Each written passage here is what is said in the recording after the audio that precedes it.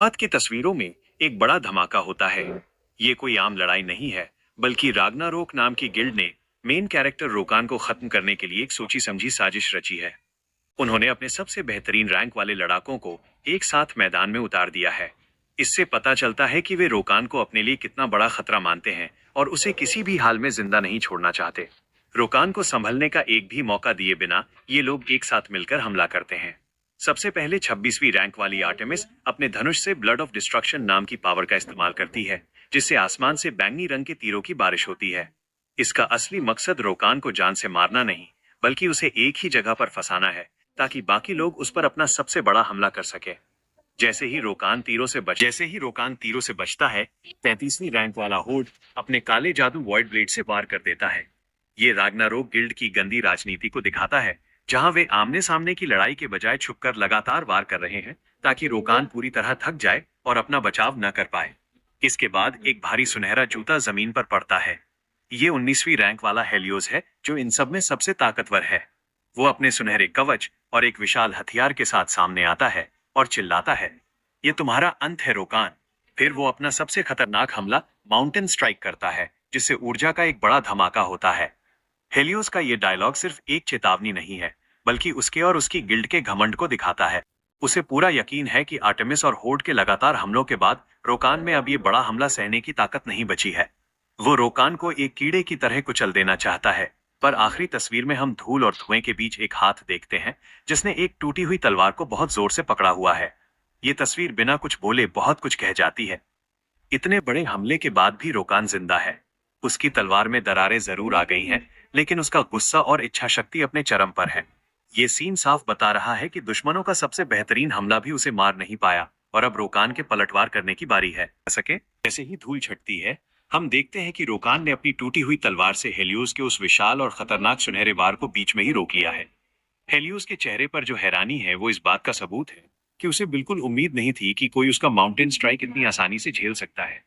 रोकान एक बहुत ही खौफनाक और शैतानी मुस्कान के साथ हेलियोस के घमंड भरे डायलॉग का मजाक उड़ाते हुए कहता है, अंत मेरा। इसके पीछे का असली मतलब यह है कि रोकान उसे बता रहा है कि असली लड़ाई तो अब शुरू हुई है।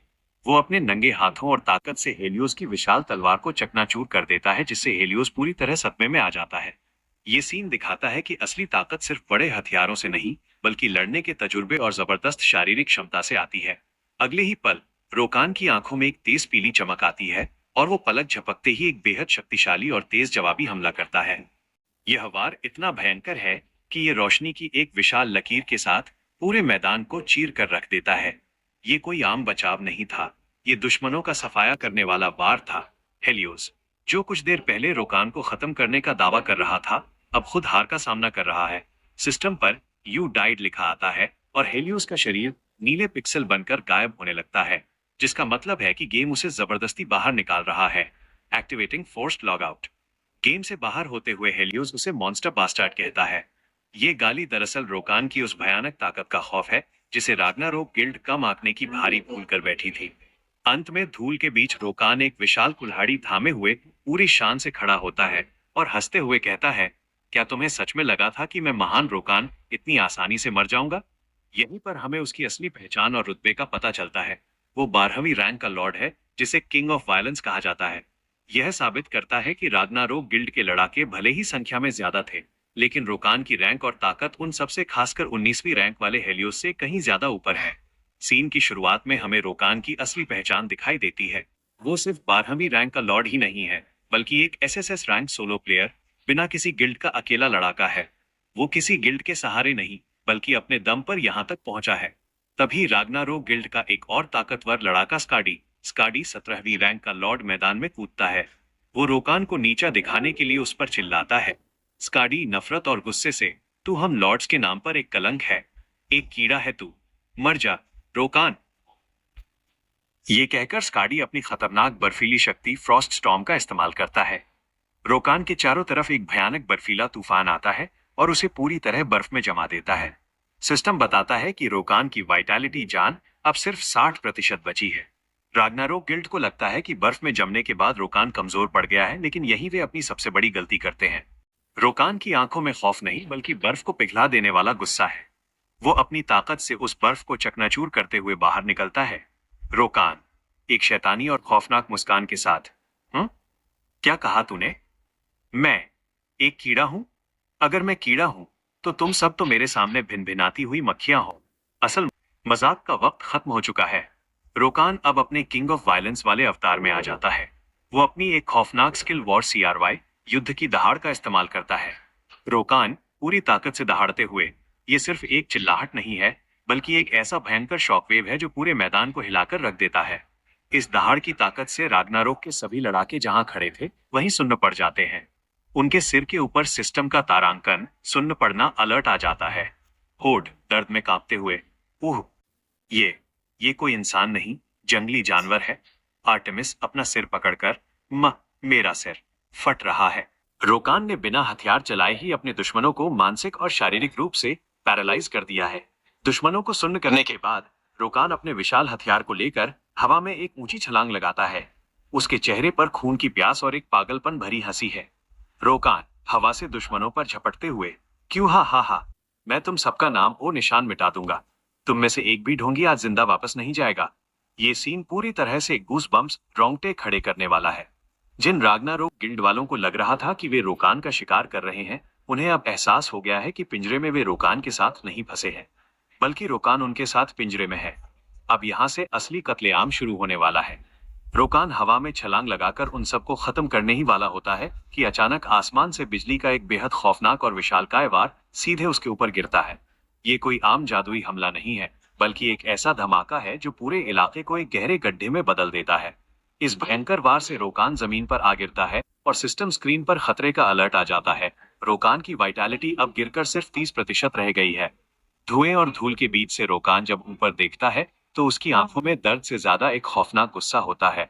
इस जानलेवा हमले के बाद कोई भी आम खिलाड़ी डरकर भाग जाता, लेकिन रोकान एक शैतानी नजर से आसमान की तरफ घूरता है। आसमान में दो चमकदार आकृतियां हवा में तैर रही हैं। यहाँ हमें पता चलता है कि राग्नारोक गिल्ड ने रोकान को मारने के लिए अपनी पूरी ताकत झोंक दी है। ये दोनों कोई और नहीं बल्कि गिल्ड के दो सब मास्टर्स हैं। एक है ज्यूस, जो पूरी दुनिया में दूसरे सेकंड रैंक का लॉर्ड है, और दूसरा है थॉर, जो चौथे फोर्थ रैंक का लॉर्ड है। राग्नारोक गिल्ड की ये सबसे बड़ी कायरता और राजनीति है। वे जानते थे कि रोकान को आमने सामने की लड़ाई में हराना नामुमकिन है, इसलिए उन्होंने पहले अपने निचले रैंक के लड़ाकों को बलि का बकरा बनाकर रोकान को थकाया, और फिर जब लड़ाई में व्यस्त था तब अपने सबसे मजबूत लड़ाकों रैंक 2 और 4 से छुपकर एक साथ पीठ पीछे से हमला करवाया। इतने बड़े और खतरनाक दुश्मनों को देखकर भी रोकान के चेहरे पर खौफ की एक लकीर तक नहीं आती। इसके बजाय वो अपने हथियार को कंधे पर रखकर एक बेहद अपमानजनक और मजाकिया हंसी हंसता है। रोकान खतरनाक मुस्कान के साथ दुश्मनों की बेइज्जती करते हुए, तुम पिकाचू जैसे दिखने वाले कमीनों की इतनी हिम्मत, ओ ए, नीचे उतर कर आ जाओ। ज्यूस और थॉर दोनों ही बिजली के देवता माने जाते हैं और पूरे गेम में उनका बहुत बड़ा खौफ है, लेकिन रोकान उन्हें बिजली के एक छोटे से कार्टून कैरेक्टर पिकाचू का नाम देकर उनकी पूरी इज्जत और रुतबे की सरेआम धज्जियां उड़ा रहा है। वो उन्हें ललकार रहा है कि अगर असली मर्द हो तो छुपकर ऊपर से वार करने के बजाय नीचे जमीन पर आकर आमने सामने लड़ो। लेकिन इसके बाद जो होता है वो सबसे ज्यादा हैरान करने वाला है। ज्यूस, जो सेकंड रैंक का सबसे ताकतवर लड़ाका है, वो रोकान की चुनौती सुनकर सिर्फ एक घमंड भरी और झूठी मुस्कान देता है। वो और थॉर नीचे उतरकर लड़ने के बजाय चुपचाप आसमान की ओर वापस मुड़कर भागने लगते हैं। नीचे खड़ा रोकान भी भ्रम में पड़ जाता है और उसके सिर पर एक डैश सवालिया निशान आ जाता है कि ये लोग हमला करके भाग क्यों रहे। जैसे ही ज्यूस और थॉर वहां से भागते हैं, रोकान को एहसास होता है कि वे डर कर नहीं भागे थे, बल्कि वे मैदान खाली कर रहे थे किसी और के लिए। रोकान आसमान की तरफ देखता है और उसके चेहरे के भाव पूरी तरह बदल जाते हैं। परछाई में ढके उसके चेहरे पर सिर्फ एक आंख चमक रही है और उसके मुंह से एक धीमी लेकिन खौफनाक आवाज निकलती है, ओ। ये कोई हैरानी नहीं, बल्कि एक शिकारी की वह मुस्कान है जिसे अपना सबसे बड़ा और असली शिकार मिल गया हो। आसमान से एक बेहद शांत लेकिन खौफनाक आभा ऑरा वाला शख्स नीचे उतरता है। सिस्टम उसकी पहचान बताता है, किंग ऑफ वर्ल्ड क्रिएशन, दुनिया रचने वाला राजा ओडिन। यह शख्स पूरी दुनिया का नंबर 1 रैंक का लॉर्ड और इस पूरी less than Ragnarok greater than guild का असली मास्टर है।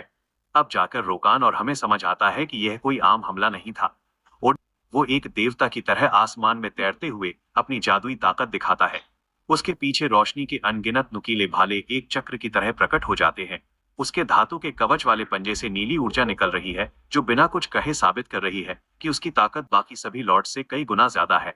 अपने सबसे बड़े दुश्मन को सामने देखकर रोकान का खून खौल उठता है। वो डरने के बजाय एक दीवानेपन और भयंकर गुस्से के साथ आसमान की तरफ देखते हुए पूरी ताकत से दहाड़ता है ओडिन। इस चीख में सिर्फ गुस्सा नहीं है, बल्कि एक बहुत पुरानी और गहरी नफरत छिपी है। रोकान के लिए ये सिर्फ एक गिल्ड की लड़ाई नहीं है, बल्कि ये उसका सबसे बड़ा और पर्सनल रिवेंज है। रोकान की चीख के साथ ही ओडिन बिना कोई रहम खाए अपने रोशनी के भालों की बारिश रोकान पर कर देता है। ये भाले इतनी भयानक तेजी से जमीन पर गिरते हैं कि रोकान एक पल के लिए चौंक जाता है। लेकिन रोकान हिंसा का राजा ऐसे ही नहीं कहलाता। अपनी वाइटैलिटी सिर्फ 30% बचने के बावजूद वो पीछे हटने के बजाय अपनी भारी कुल्हाड़ी को बिजली की रफ्तार से घुमाना शुरू कर देता है। वो ओडिन के हर एक जानलेवा भाले को हवा में ही काट कर चकनाचूर कर देता है। ये कोई आम बचाव नहीं है, बल्कि रोकान का ऐलान है कि दुनिया का नंबर 1 खिलाड़ी भी उसे घुटनों पर नहीं ला सकता। दोनों के बीच असली महायुद्ध अब जाकर शुरू हुआ है। रोकान पूरी ताकत से ओडिन के भालों का सामना कर ही रहा होता है कि अचानक गेम का सिस्टम एक लाल चेतावनी देता है। अज्ञात शक्ति के कारण आप पर प्रतिबंध लग गया है। आपकी चलने और हमला करने की गति 30% कम हो गई है। ये कोई आम जादू नहीं है। ओडिन ने अपनी नंबर 1 रैंक की सबसे खतरनाक और बेईमान ताकत का इस्तेमाल किया है।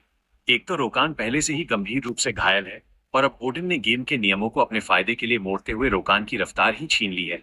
इस भारी दबाव के कारण रोकान के मुंह से दर्द की एक कराह निकल जाती है, लेकिन रोकान की इच्छा शक्ति को तोड़ना इतना आसान नहीं है। शरीर पर भारी दबाव और दर्द के बावजूद रोकान आसमान की तरफ देखता है। उसके चेहरे पर खौफ या हार का कोई नामो निशान नहीं है। पसीने से लथपथ होने के बाद वो एक बेहद मजाकिया और तंज भरी मुस्कान देता है। रोकान, दांत पीसते हुए ओडिन का मजाक उड़ाते हुए, चीट कोड से बने हुए घटिया कमीने, broken character piece of shit. Odin की ठंडी और भावहीन आंखें रोकान को घूरती है। ओडिन को रोकान के तानों से कोई फर्क नहीं पड़ता। उसे बस अपना घमंड और अपना रुतबा कायम रखना है। वो अपनी आंखें मूंदता है और बिना कोई रहम दिखाए अपने सबसे बड़े हमले का ऑर्डर दे देता है। अगले ही पल आसमान फट पड़ता है। अनगिनत चमकते हुए विशाल भाले उल्कापिंडों की तरह जमीन पर बरसने लगते हैं। ये नजारा इतना खौफनाक और विशाल है, जैसे साक्षात ईश्वर ने किसी को सजाए मौत दे दी हो। रोकान की रफ्तार पहले ही 30% कम हो चुकी है, इसलिए वो चाहकर भी इस भयंकर बारिश से बच नहीं पाता।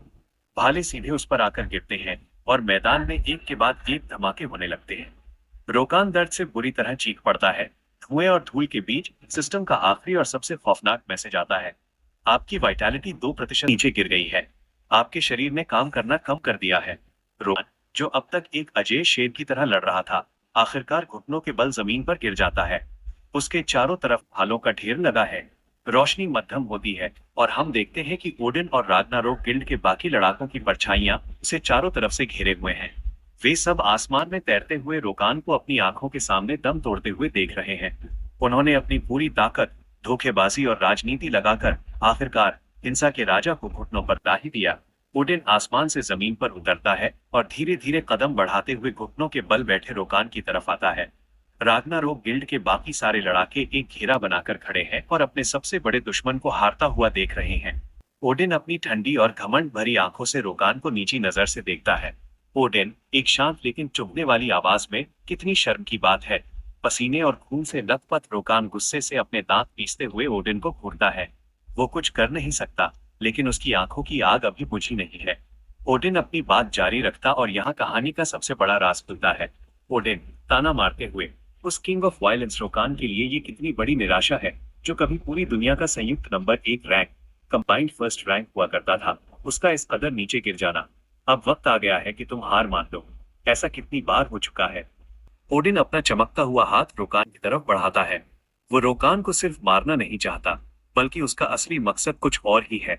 ओडिन, एक झूठी हमदर्दी के साथ, मेरी पनाह में आ जाओ, मेरे नीचे काम करो।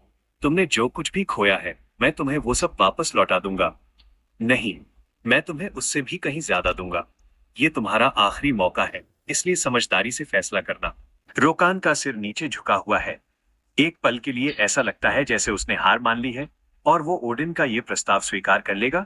लेकिन तभी उस सन्नाटे में एक बहुत ही खौफनाक और भारी हंसी गूंजने लगती है।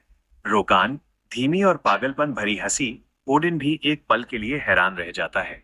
अगले ही पल रोकान अपना सिर उठाता है और उसके चेहरे पर एक खौफनाक, शैतानी और निडर मुस्कान है। मौत सामने खड़ी है, फिर भी रोकान की आंखों में रत्ती भर भी खौफ नहीं है। वो अपना हाथ उठाता है और दुनिया के नंबर 1 खिलाड़ी को मिडिल फिंगर दिखाते हुए सरेआम उसकी औकात याद दिलाता है। रोकान चीखते हुए और मुस्कुराते हुए, भाड़ में जा कमीने, मैं बहुत जल्द तुझे बर्बाद कर दूंगा, इसलिए तू बचकर रहना। Fuck off you bastard, I destroy you so you'd better watch out. Rokan की गालियों और उसकी निडरता का ओडिन पर कोई असर नहीं होता।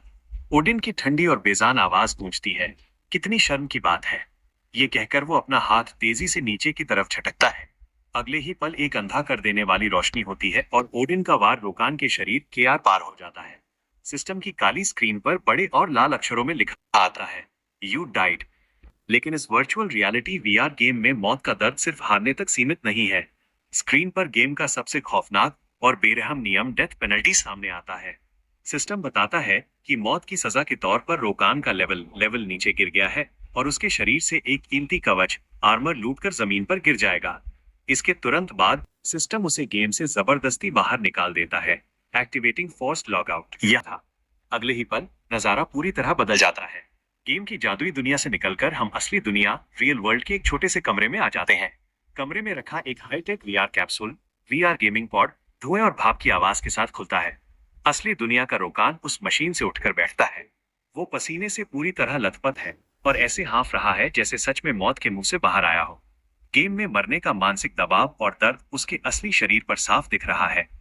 ओ, फिर से, वो गहरी सांस लेते हुए कहता है। लेकिन कुछ ही सेकंड बाद उसकी हताशा एक भयानक गुस्से में बदल जाती है। वो अपने बाल नोचते हुए बुरी तरह चीख पड़ता है, तारांकन, मैं फिर हार गया था तेरे। की उसका गुस्सा इस कदर बेकाबू हो जाता है कि वो जमीन पर नंगे हाथों से जोर जोर से मुक्के मारने लगता है। उसका ये गुस्सा खुद पर भी है और उन धोखेबाजों पर भी, क्योंकि वो किसी निष्पक्ष लड़ाई में नहीं हारा बल्कि पूरी गिल्ड की कायरता का शिकार हुआ है। वो इतनी जोर से जमीन पीट रहा है कि नीचे वाले फ्लैट में टीवी देख रहा एक गज्जा पड़ोसी परेशान होकर छत की तरफ देखता है और कहता है, तस्क तस्क, ये आखिर फिर से शुरू हो गया। पड़ोसी की इस छोटी सी बात से रोकान की जिंदगी का एक बहुत बड़ा और दर्दनाक सच सामने आता है। ये चीखना चिल्लाना कोई नई बात नहीं है। राग्नारोक गिल्ड के लोग उसे गेम में रोज छुपकर मार रहे हैं और वो रोज इसी तरह अपना लेवल और कीमती सामान खोकर रियल लाइफ में इस भयानक हताशा के साथ जागता है। गेम अब उसके लिए मजा नहीं बल्कि एक रोज का नर्क बन चुका है। दिनों में रोकान थक हार कर जमीन पर बैठा हुआ भारी सांसें हाँफते हुए ले रहा है। रोकान जमीन पर बैठे बैठे अपनी पुरानी यादों में खो जाता है और कहानी हमें उस गेम के पीछे का पूरा सच बताती है जिसने उसकी जिंदगी बदल कर रख दी है। रोकान अपने मन में सोचते हुए, कुछ साल पहले द लॉर्ड नाम का ये वर्चुअल रियलिटी गेम अचानक कहीं से आया और इसने पूरी दुनिया को हिलाकर रख दिया। हम इस गेम की शानदार और विशाल दुनिया को देखते हैं। ये कोई आम वीडियो गेम नहीं है, ये एक परफेक्ट वर्चुअल रियलिटी है। एक ऐसी दुनिया जहां की हवा, दर्द और ग्राफिक्स असली जिंदगी से बिल्कुल अलग नहीं है। दो चांद वाली रातों से लेकर पृथ्वी से भी बड़े इसके नक्शे तक सब कुछ जादुई है। इसके अंदर मौजूद कंप्यूटर के किरदार AI NPCs इतने एडवांस हैं कि वे बिल्कुल असली इंसानों की तरह सोचते, हंसते और बर्ताव करते हैं। रोकान के असली चेहरे और उसके गेम वाले अवतार की आधी आधी तस्वीर गहराई से ये दिखाती है कि कैसे उसकी असली जिंदगी और गेम की पहचान एक दूसरे में पूरी तरह घुल मिल चुकी है। रोकान एक गर्व और दर्द भरी आवाज में याद करते हुए, मैं था उस दुनिया का सबसे ताकतवर इंसान। अगले सीन में हम रोकान को दुश्मनों और मॉन्स्टर्स की एक विशाल लाशों की पहाड़ी के ऊपर एक राजा की तरह शान से बैठे हुए देखते हैं। उसके हाथ में भाला है और वो अकेला ही पूरी सेनाओं पर भारी है। ये कोई झूठा घमंड नहीं था, ये एक हकीकत थी। सिस्टम के आंकड़ों के हिसाब से वो पूरे गेम की रैंकिंग में नंबर 1 पर था। अकेले आमने सामने लड़ने, सोलो कॉम्बैट में उसका कोई सानी नहीं था। और बरसरकर बरसरकर माइनस तबाही मचाने वाला लड़ाकू क्लास का वो पूरे सर्वर में सबसे ताकतवर SSS रैंक खिलाड़ी था। पूरी दुनिया उसे खौफ और इज्जत से किंग ऑफ वायलेंस, हिंसा का राजा, रोकान के नाम से जानती थी। लेकिन फिर वो कमीना आ गया और सब कुछ बदल गया। आखिरी तस्वीर में ओडिन का चमकती आंखों वाला वही ठंडा और बेजान चेहरा दिखाई देता है। रोकान अपनी असली जिंदगी के कमरे में जमीन पर बैठा हुआ है। उसका गुस्सा अब एक ठंडी सोच में बदल रहा है। वो ओडिन की उस अजेय ताकत के बारे में सोच रहा है। रोकान मन ही मन, वो कमीना ओडिन, चाहे मैं कैसे भी देखूं, उसकी ताकत हदों को पार कर चुकी है। आखिर उसे इतनी बेतुकी और नामुमकिन ताकतें मिली कहां से? रोकान याद करता है कि ये 8वीं बार है जब राग्नारोक गिल्ड के उन कमीनों ने उसे इस तरह झुंड में घेर कर मारा है। गेम का नियम बहुत क्रूर है। हर बार मरने पर उसका लेवल गिर जाता है और इस बात का भी भारी खतरा रहता है कि उसके मेहनत से कमाए गए कीमती हथियार या कवच छिनकर जमीन पर गिर जाएं। ये याद आते ही रोकान का स्वाभिमान जाग उठता है और वो पूरी ताकत से जमीन पर मुक्का मारता है। रोकान गुस्से से चीखते हुए, बकवास! मैं द लॉर्ड का सबसे महान खिलाड़ी रोकान हूँ। यहाँ रोकान के जुनून का असली कारण पता चलता है। जहाँ दूसरे खिलाड़ी गेम से पैसे कमाकर असली जिंदगी में महंगी गाड़ियां, लड़कियां और ऐशो आराम का दिखावा कर रहे थे, वहीं रोकान ने अपना खून पसीना और अपना पूरा जीवन सिर्फ इस गेम द लॉर्ड को दे दिया था। ये गेम उसके लिए सिर्फ खेलने की चीज नहीं, बल्कि उसकी तपस्या है। रोकान का चेहरा अंधेरे में डूब जाता है और उसकी आंखों में एक खतरनाक और जिद्दी चमक आ जाती है। रोकान दांत पीसते हुए, मैं मरना पसंद करूंगा, बजाय इसके कि उन कमीनों से हारकर पीछे हट जाऊं। वह अपनी जगह से खड़ा होता है और खिड़की के पास जाता है। अब वो हताश नहीं है, बल्कि उसने एक ऐसा फैसला कर लिया है जो पूरे गेम की दुनिया को हिलाकर रख देगा। रोकान एक ठंडे और खौफनाक इरादे के साथ, ठीक है, तो अब देखते हैं कि पहले हार कौन मानता है। ओडिन की चमकती आंखों और उसके पीछे आ रही पूरी राग्नारोक गिल्ड की ताकतवर फौज को देखते हैं। गिल्ड रोकान को बार बार मारकर उसे इतना कमजोर करना चाहती है कि वो तंग आकर गेम ही छोड़ दे। लेकिन उन्होंने शेर को सिर्फ जख्मी किया है, मारा नहीं। रोकान ने ठान लिया है कि वो एक वन मैन आर्मी की तरह इस पूरी गिल्ड से तब तक टकराएगा जब तक या तो वो खुद नहीं मिट जाता या राग्नारोक गिल्ड का नामो निशान नहीं मिट जाता। जंग का ऐलान हो चुका है। सिस्टम के उस खौफनाक मैसेज को देखकर रोकान का दिल बैठ जाता है। जिस इंसान ने मौत के सामने भी बेखौफ होकर अपनी बीच की उंगली दिखा दी थी, वो अब अपनी इकलौती पहचान छिनते हुए देखकर दर्द और खौफ से चीख पड़ता है। रोकान बेबसी और सदमे में तड़पते हुए, ना नहीं, ये नहीं।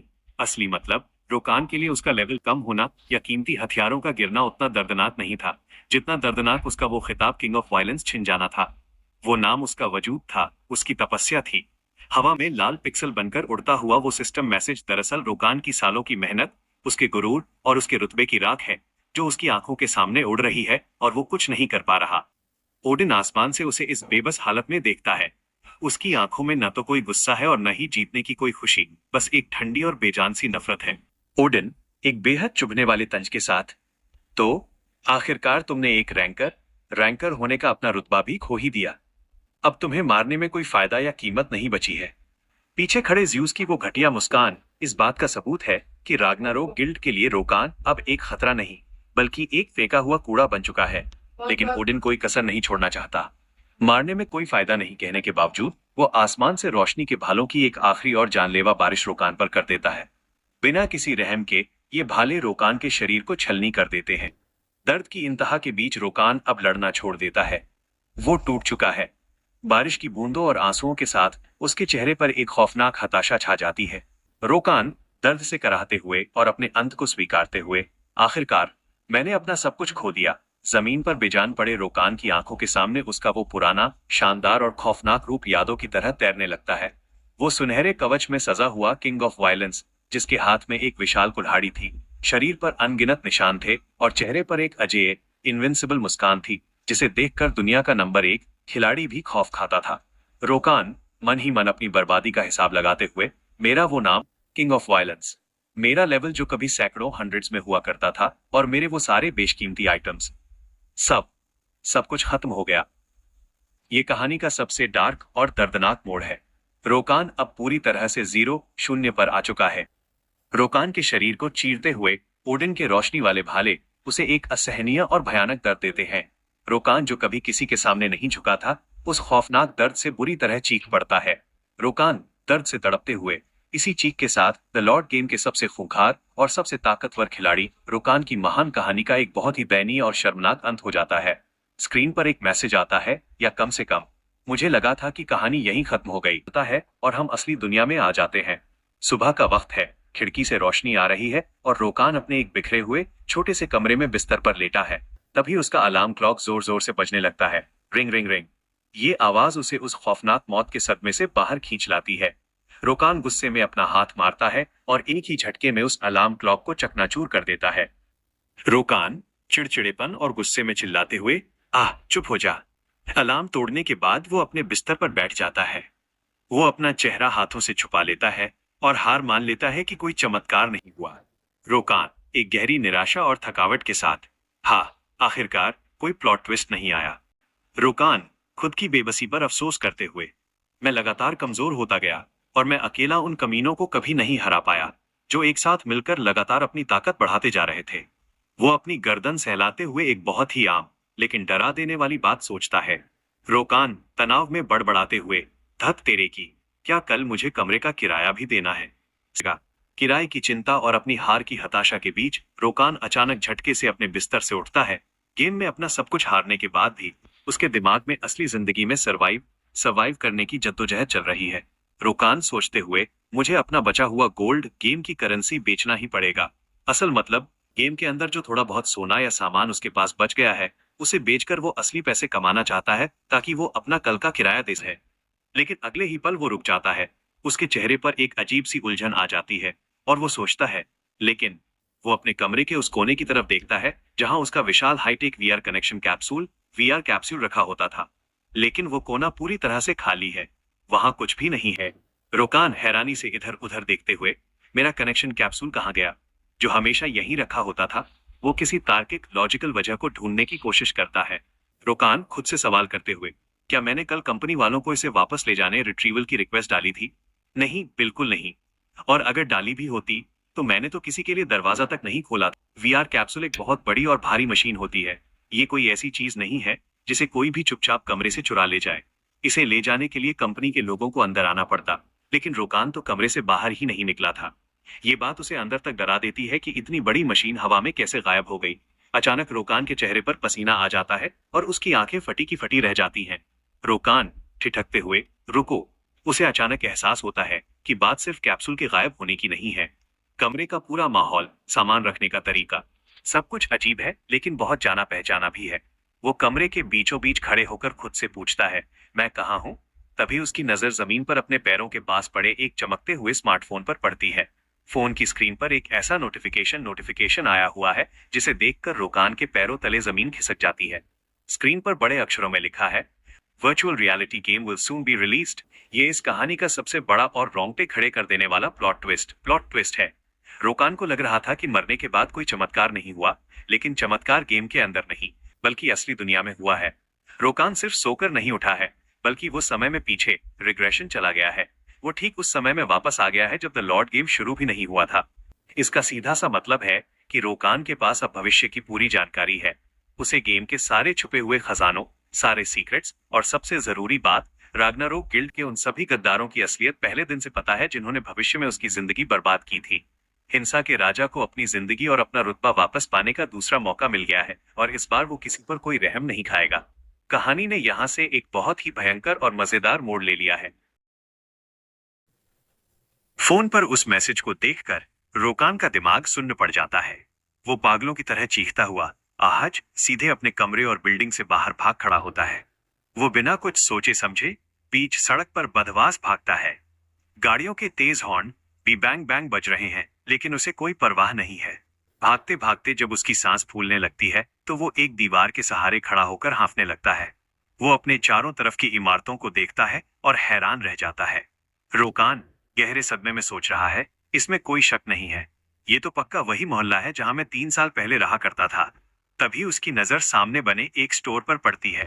वो चौंक कर कहता है, क्या? वो भागकर उस स्टोर के अंदर जाता है और काउंटर पर खड़े लड़के को देखकर उसे एक पुराना नाम याद आता है। रोकान घबराहट में बोलता है, ता तुम्हारा नाम? ओह, हीचुल था ना? जंग हीचुल, सही कहा ना मैंने? हीचुल अजीब नजरों से देखते हुए बोलता है, क्या हो गया है आपको ह्योंग? आप ठीक तो हैं? रोकान कांपती हुई आवाज में बोलता है, क्या ये साल 2021 है? सच में? हीचुल जवाब देता है, हाँ ह्योंग। अचानक से आप आज की तारीख क्यों पूछ रहे हैं? ये सुनते ही रोकान अपना सिर पकड़ लेता है और एक गहरी सांस छोड़ता है कि वो सच में 3 साल पीछे 2021 में वापस आ गया। लेकिन दूसरी तरफ रोकान को इस तरह पसीने में लथपथ और पागलों की तरह अजीब सवाल पूछते देखकर हीचुल कुछ और ही सोचता है। हीचुल मन ही मन तरस खाते हुए बोलता है, आह, कुछ दिन पहले ही इसकी गर्लफ्रेंड ने इसे डंप कर दिया था और तब से ये भैया बिल्कुल पागलों जैसी हरकतें कर रहा है। रोकान पसीने से लथपथ होकर स्टोर के बाहर खड़ा है और उसकी धड़कनें बहुत तेज हैं। वो खुद को शांत करने की कोशिश कर रहा है। वह मन ही मन सारी कड़ियों को जोड़ने लगता है। रोकान सोचते हुए बोलता है, आखिर चल क्या रहा है? द लॉर्ड गेम में उन कमीनों के हाथों बुरी तरह मारे जाने के बाद मुझसे मेरा खिताब छीन लिया गया और मैं बहुत ही दयनीय मौत मारा गया। उसे याद आता है कि गेम में उसका आखिरी पल क्या था। रोकान याद करते हुए बोलता है, अरे हाँ, मैं आखिर में उस नीली बिजली से ही तो मरा था, है ना? वो आसमान की तरफ देखता है, जहां से अभी तक कोई गेम शुरू नहीं हुआ है। रोकान बोलता है, लेकिन जब तो मैं वापस हकीकत में आ गया और मैं समय में 3 साल पीछे पहुंच गया। द लॉर्ड तो अभी तक रिलीज भी नहीं हुआ है। वो एक खौफनाक मुस्कान के साथ अपने कांपते हुए हाथों को देखता है। रोकान मुस्कुराते हुए बोलता है, क्या मैं कोई सपना देख रहा हूं? तभी उसके दिमाग की बत्ती जलती है और उसे समझ आ जाता है कि ये कोई सपना नहीं, बल्कि एक हकीकत है। रोकान जोश में चिल्लाते हुए बोलता है, आह, यही बात है। वो अपनी मुट्ठी कस लेता है और उसकी आंखों में एक खतरनाक चमक आ जाती है। उसे सिर्फ एक ही नाम याद आता है, वो नाम जिसने उसकी जिंदगी बर्बाद कर दी थी। रोकान दांत पीसते हुए और पूरे गुस्से के साथ चिल्लाता है, ओडिन। अपनी हार और ओडिन का नाम याद आते ही रोकान के अंदर का जानवर जाग उठता है। वो पसीने से भीगा हुआ है और उसकी सांसें तेज चल रही हैं। रोकान मन ही मन गुस्से में उबलते हुए बोलता है, यही है, ये सब उसी की करतूत होगी। उसे ऐसा लग रहा है कि ये जो भी टाइम ट्रैवल या 3 साल पीछे जाने वाला जादू हुआ है, ये कोई चमत्कार नहीं, बल्कि ओडिन की ही कोई चाल है। वो इतना डरा हुआ और गुस्से में है कि उसे लगता है ओडिन अभी भी उसके दिमाग के साथ खेल रहा है। रोकान पागलों की तरह सोचते हुए बोलता है, शर्त लगा लो, वो कमीना अभी भी किसी अजीब सी स्किल का इस्तेमाल करके मेरे दिमाग के साथ खिलवाड़ कर रहा है। इस ख्याल के आते ही रोकान का बचा खुचा संयम भी टूट जाता है। वो स्टोर के अंदर ही पागलों की तरह चीखने लगता है। उसकी आंखों में खून उतर आया है और चेहरे की नसें तन गई हैं। वो जोर जोर से चिल्लाता है। रोकान चीखते हुए बोलता है, बाहर निकल, कुत्ते के बच्चे। मेरे साथ ये घटिया खेल मत खेल और सामने आकर मुझसे लड़, तू कमीने। उसका ये पागलपन देखकर स्टोर का क्लर्क और वहां खड़ी एक महिला कस्टमर डर के मारे पीछे हट जाते हैं। उन्हें लगता है कि रोकान किसी अदृश्य भूत या सच में किसी इंसान को गालियां दे रहा है। क्लर्क घबराकर कहता है, का क्या बकवास है? सीन बदलता है पुलिस स्टेशन के अंदर। रोकान के इस हंगामे का नतीजा ये होता है कि क्लर्क पुलिस बुला लेता है और रोकान को पुलिस स्टेशन ले जाया जाता है, जहां रोकान कुछ देर पहले खुद को एक टाइम ट्रैवलिंग हीरो समझ रहा था। अब वो एक आम मुजरिम की तरह पुलिस वाले के सामने सिर झुकाए बैठा है। पुलिस वाला एक रिपोर्ट पढ़ते हुए रोकान से अजीब सा सवाल पूछता है। पुलिस ऑफिसर हैरानी से बोलता है, तुम्हारे दोस्त का सरनेम ओडिन?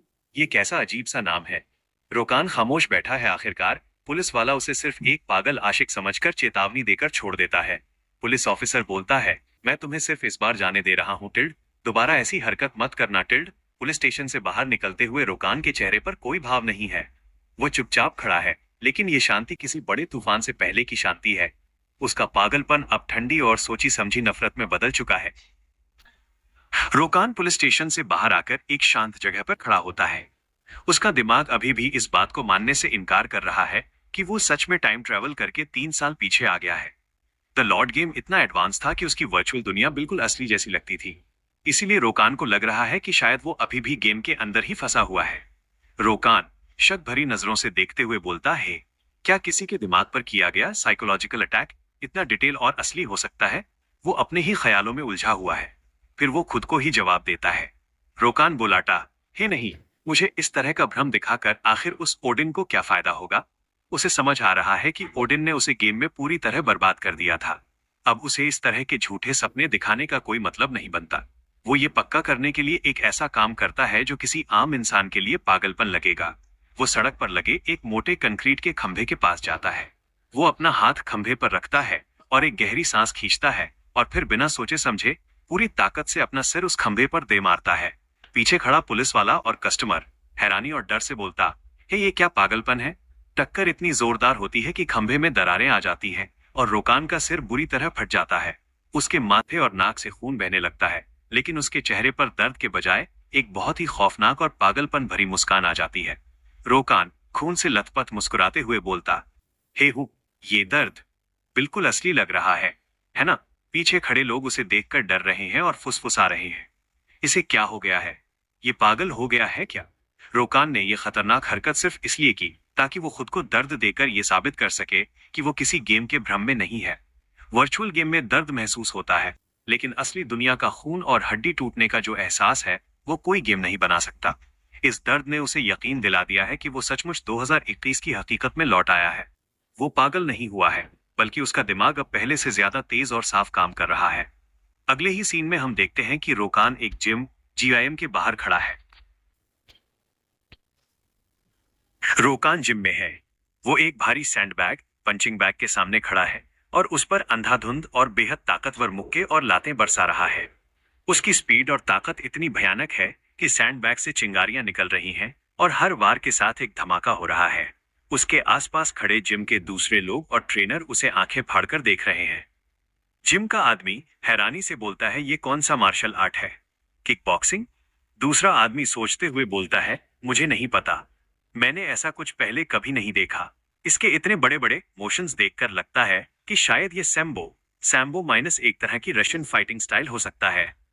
रोकान मन ही मन एक खतरनाक मुस्कान के साथ बोलता है, जाहिर सी बात है, तुमने इसे पहले कभी नहीं देखा होगा।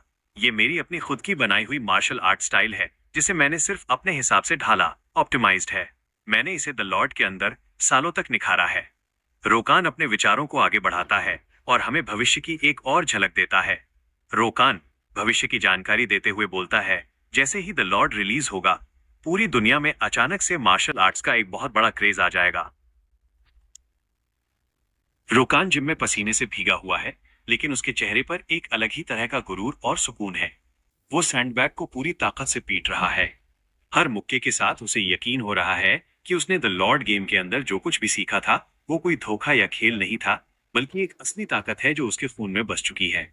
वो अपने पिछले जन्म पहली टाइमलाइन के शुरुआती दिनों को याद करता है, जब द लॉर्ड गेम नया नया आया था।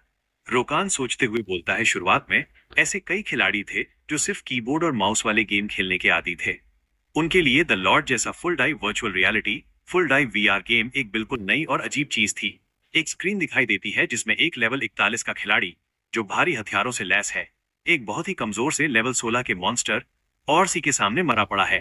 रोकान वजह बताते हुए बोलता है, यही कारण था कि उस वक्त हाई लेवल वाले खिलाड़ी भी अक्सर छोटे मोटे मॉन्स्टर्स के हाथों मारे जाते थे। लेवल में इतना बड़ा अंतर होने के बावजूद उनकी सबसे बड़ी कमजोरी थी अपने शरीर पर खराब कंट्रोल। रोकान अपनी ट्रेनिंग को और तेज कर देता है। वह भारी वजन उठाकर स्क्वाट्स लगा रहा है। उसकी नसें तन गई हैं और वो अपनी असली दुनिया की बॉडी को उसी खुखार लेवल पर लाने की कोशिश कर रहा है जैसा उसका अवतार था। रोकान गंभीरता से बोलता है, लेकिन एक चीज है जो लेवल और हथियारों से भी ज्यादा जरूरी है, और वो है अपने शरीर को पूरी तरह से समझना और उस पर पूरी तरह से राज करना। यहाँ एक चमकते हुए नीले शरीर का एक्सरे जैसा चित्र दिखाई देता है, जिसमें सिर से लेकर पैर के अंगूठे तक की हर एक मसल साफ दिख रही है।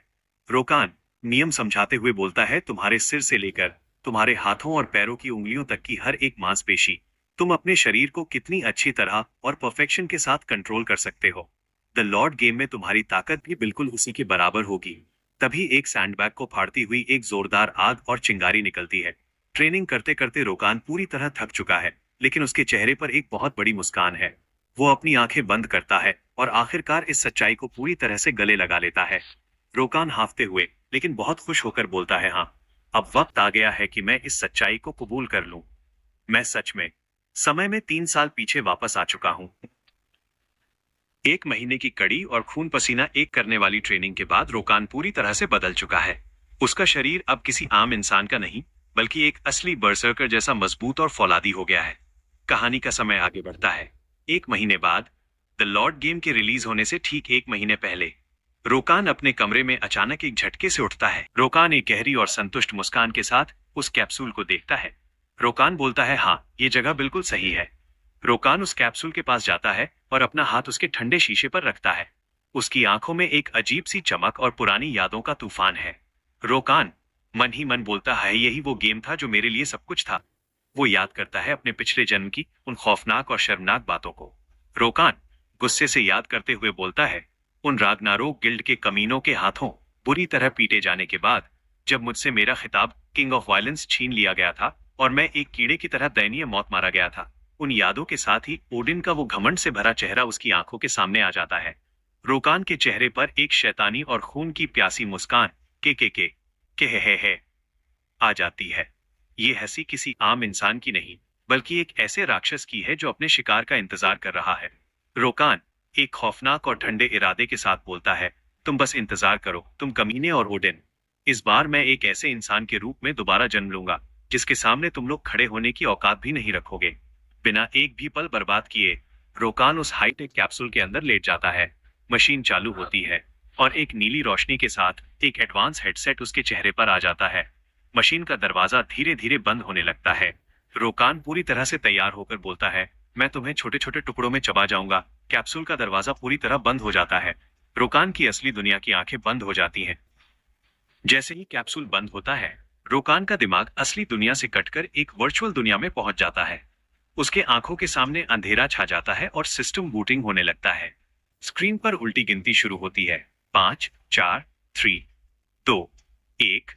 सिस्टम वार्निंग द लॉर्ड से कनेक्ट हो रहा है, कनेक्टिंग टू द लॉर्ड।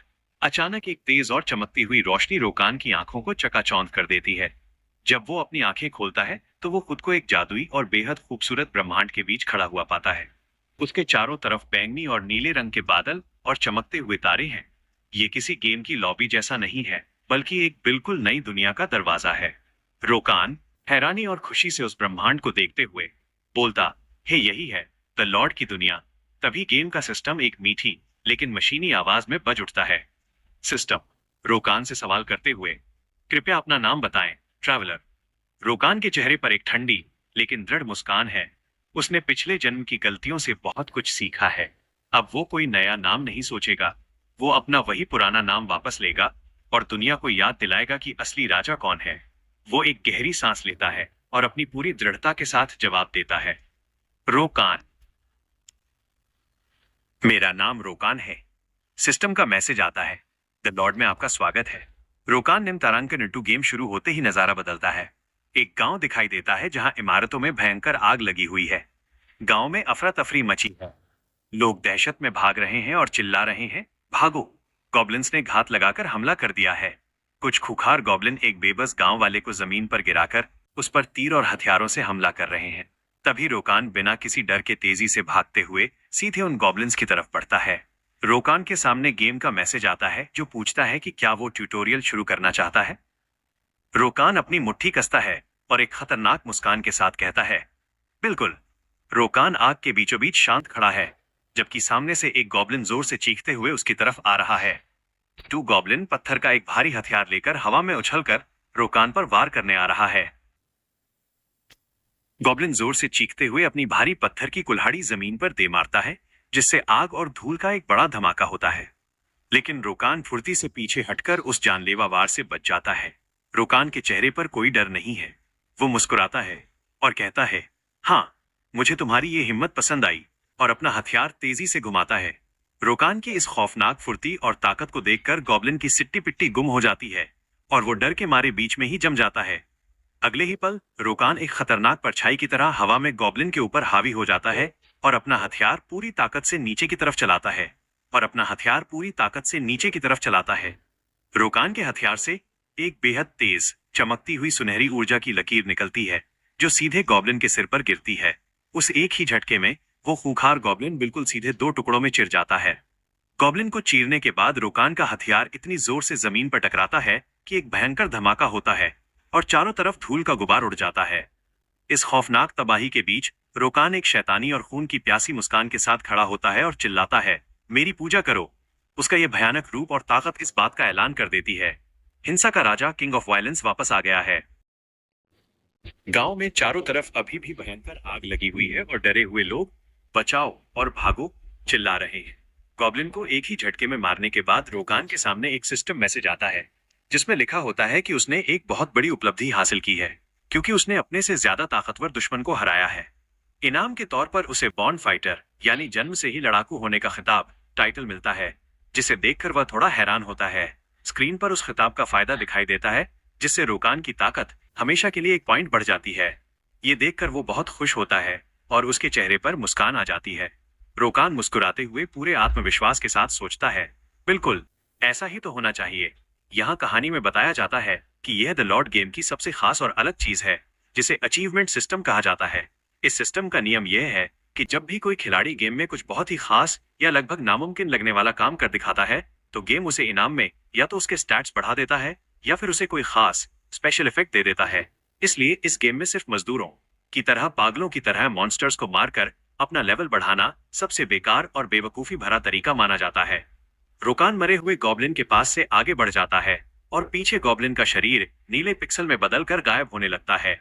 आगे बढ़ते हुए रोकान सोचता है, जैसा मैंने सोचा था, ट्यूटोरियल के अंदर मॉन्स्टर मारने से कोई एक्सपीरियंस पॉइंट EXP नहीं मिलता है।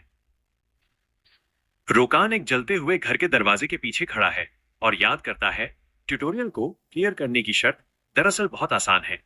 वह समझाता है, शर्त बस इतनी सी है कि इस जलते हुए गांव में गॉब्लिन्स के हमले के बीच तुम्हें जिंदा बचना है। यहाँ गांव का एक नक्शा दिखाई देता है जहां कई गॉब्लिन्स घेरा बनाए हुए हैं।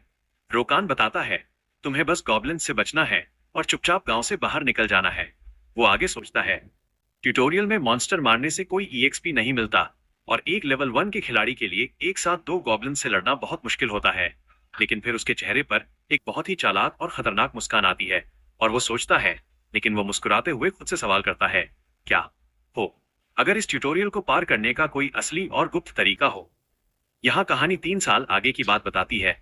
द लॉर्ड के रिलीज होने के 2 महीने बाद टॉल्किन नाम का एक बहुत ही अजीब खिलाड़ी सामने आया था। टॉल्किन के बारे में बताया जाता है उसे इस बात पर शक हुआ था कि आखिर ट्यूटोरियल का मकसद जिंदा बचना क्यों है, भाग जाना क्यों नहीं, क्या सिर्फ जिंदा रहने से ही काम चल जाएगा। अगर ऐसा है तो टॉल्किन ने सैकड़ों बार हारने और कोशिश करने के बाद ट्यूटोरियल को पार करने का एक परफेक्ट तरीका खोज निकाला था।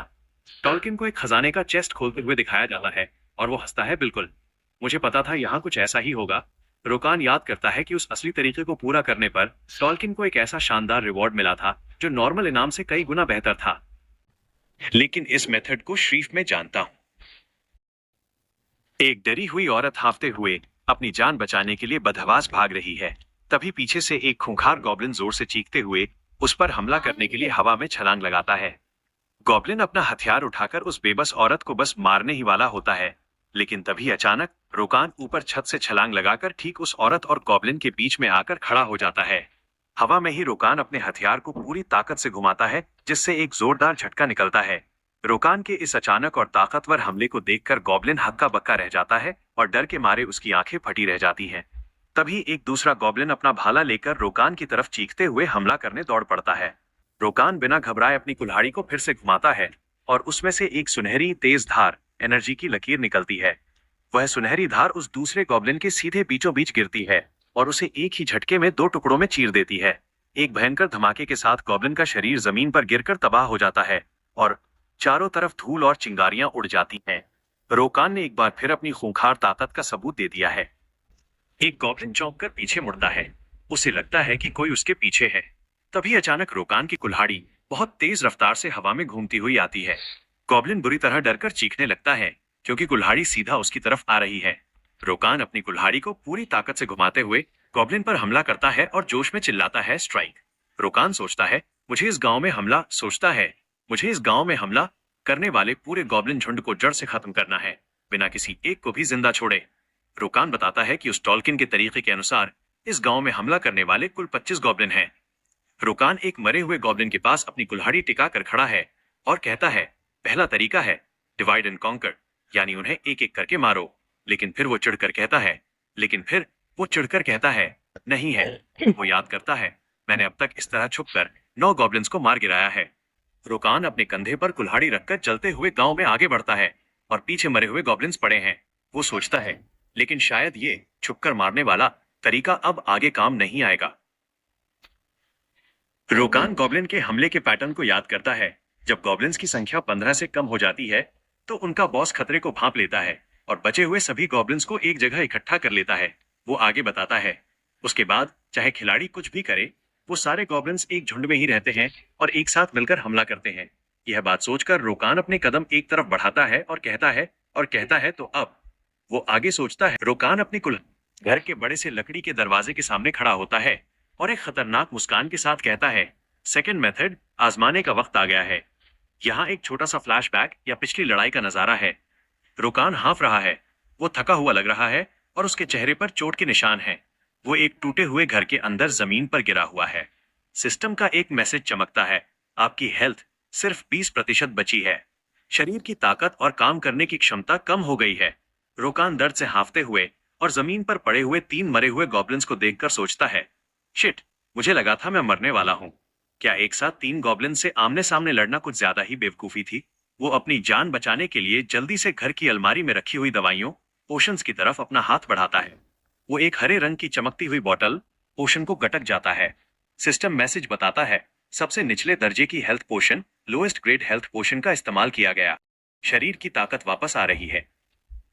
फ्लैशबैक के बाद रोकान राहत की सांस लेता है और कहता है, मौत के मुहाने पर, ब्रिंक ऑफ डेथ, पोशन दवा पीना हमेशा सबसे बढ़िया एहसास होता है। उसके शरीर पर हरे रंग के प्लस के निशान चमक रहे हैं, जो बताते हैं कि उसकी हेल्थ पूरी तरह से वापस आ गई है। तभी बाहर से एक गॉब्लिन की बहुत तेज और भयानक चीख गूंजती है। रुकान अपनी भारी कुल्हाड़ी कंधे पर रखता है और गंभीरता से कहता है, ये आवाज। यहाँ गॉब्लिन जो जोर से चीख रहा है, एक बहुत बड़ा और खूंखार गॉब्लिन बॉस, जिसके हाथ में एक बड़ी सी कुल्हाड़ी है और जिसने जानवरों की खाल पहनी है, गुस्से से गुर्राता है और अपने बचे हुए गॉब्लिन्स के साथ आगे बढ़ता है।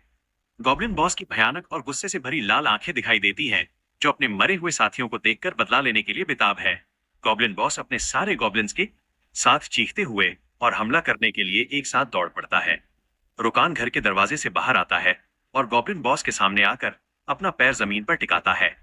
वो एक खतरनाक और चुनौती भरी आवाज में कहता है, मुझे ढूंढ रहे थे, यू अगली बास्टर्ड्स। रुकान अपनी कुल्हाड़ी को कंधे पर रखे हुए एक खूंखार और निडर मुस्कान के साथ गॉब्लिन बॉस को चुनौती देता है, तो आओ और मुझसे लड़ो। गॉब्लिन हवा में छलांग लगाकर उस पर हमला करता है, लेकिन हमला करते ही गॉब्लिन अचानक चौंक जाता है। उसे रोकान के अंदर कुछ बदलाव महसूस होता है। रोकान एक साथ दो जादुई बोतलें पोशंस मुंह से लगा लेता है और हंसते हुए कहता है, मैंने ये खास तौर पर तुम कमीनों के लिए बचाकर रखी थी। ये दोनों ताकत, स्ट्रेंथ और फुर्ती, डेक्सटेरिटी बढ़ाने वाली दवाइयां हैं। दवाइयां पीते हुए रोकान सोचता है, ट्यूटोरियल पार करने का दूसरा तरीका है ओवरगियर्ड होना। सिस्टम का मैसेज आता है कि रोकान की ताकत, स्ट्रेंथ और फुर्ती, डेक्सटेरिटी दोनों 10-10 पॉइंट बढ़ गई हैं। रोकान खाली बोतलें जमीन पर फेंक देता है, जो छन्न से टूट जाती हैं। दवाइयों के असर से उसके शरीर से एक एनर्जी निकल रही है और वो गॉब्लिन्स के सामने एकदम निडर खड़ा है। एक गॉब्लिन गुस्से में अपनी भारी कुल्हाड़ी लेकर रोकान पर पूरी ताकत से वार करता है, लेकिन रोकान अपनी बढ़ी हुई ताकत से उस भारी वार को चुटकियों में रोक लेता है और उल्टा गॉब्लिन ही झटके से पीछे की तरफ उछल जाता है। एक दूसरा गॉब्लिन ये नजारा देखकर हैरान रह जाता है। उसे समझ नहीं आता कि ये कमजोर इंसान अचानक इतना ताकतवर कैसे हो गया। गॉब्लिन कुछ समझ पाता उससे पहले ही एक बेहद तेज और जानलेवा वार जीजियोक उसे बेरहमी से चीर देता है। रोकान का दूसरा तरीका अब गॉब्लिन्स के लिए काल बना चुका है। रोकान गॉब्लिन को अपनी कुल्हाड़ी से एक जोरदार लात मारकर दूर फेंकता है और चिल्लाता है, ठीक है, अगला कौन है? Right next. एक गॉब्लिन गुस्से से रोकान की तरफ छलांग लगाता है। तभी एक और गॉब्लिन चीखते हुए रोकान के पीछे से हमला करने के लिए कूदता है। रोकान बड़ी फुर्ती से अपनी कुल्हाड़ी को हवा में घुमाता है। वह पूरी ताकत से कुल्हाड़ी चलाता है, जिससे एक सुनहरी और खतरनाक ऊर्जा की लहर ए होल निकलती है, जो दोनों गॉब्लिन्स को एक साथ काट देती है। इन टू गॉब्लिन्स कटने के बाद दर्द से चीखते हुए दूर जा गिरते हैं। एक और गॉब्लिन रोकान पर वार करने आता है, लेकिन रोकान आसानी से उसके हमले से बच निकलता है। रोकान अपनी जगह से ही एक जोरदार पलटवार बीबीएके करता है, जिससे गॉब्लिन हवा में उछलकर दूर गिरता है। गॉब्लिन हवा में कलाबाजी खाता हुआ रोकान के सामने आ गिरता है और रोकान एक और वार करने के लिए तैयार खड़ा है। रोकान एक खूंखार और पागलों वाली मुस्कान के साथ अपनी कुल्हाड़ी को पूरी ताकत से नीचे की तरफ चलाता है और एक भयंकर धमाका हुआ होता है। रोकान अब अपने ओवरगियर्ड फॉर्म में गॉब्लिन्स को गाजर मूली की तरह काट रहा है। रोकान अपनी कुल्हाड़ी से एक गॉब्लिन पर जोरदार हमला करता है, जिससे गॉब्लिन दूर हवा में उछल जाता है। तभी सिस्टम की घंटी बजती है और रोकान चौंक कर पीछे मुड़ता है।